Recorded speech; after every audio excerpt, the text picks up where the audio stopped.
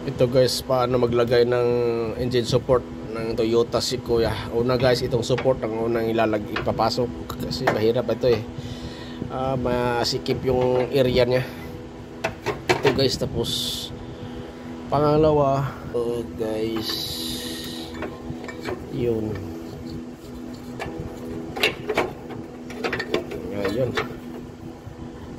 pasok na. So bolt na lang kulang. Lalagay na tayo ng bolt. Lalagay na tayo ng bolt.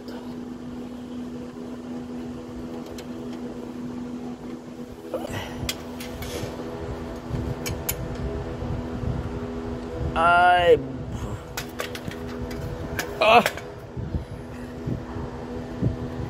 Yan guys.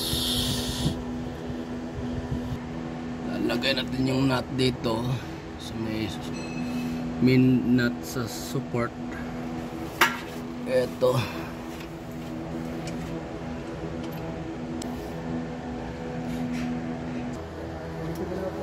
Okay guys.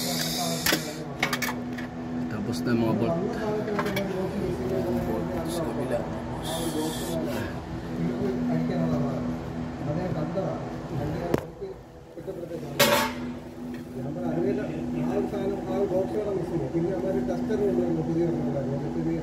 Clear.